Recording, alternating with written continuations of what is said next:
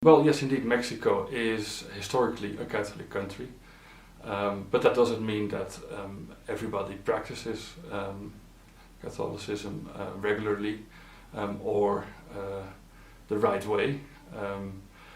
There is a lot of syncretism in Mexico, especially in rural and indigenous areas. So often in indigenous and rural communities,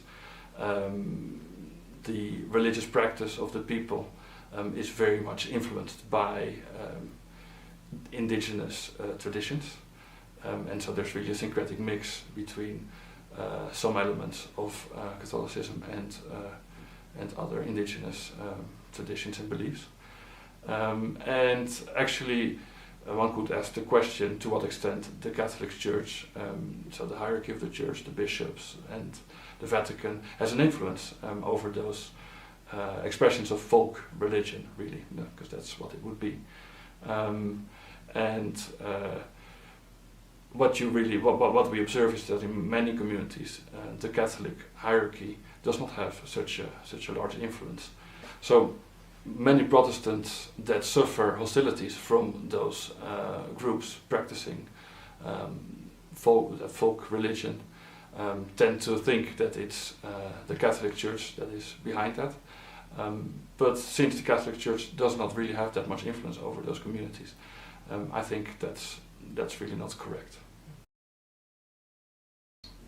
Well, I think to one degree you could interpret the building and opening of a church in a rural community as just believers exercising their right to freedom of religious expression or freedom of worship. But I think that in the context of those communities, a church building is also a symbol that directly threatens the moral authority of the local leaders. A church building, therefore, is not just a house of prayer, but also it's a political statement of subversion.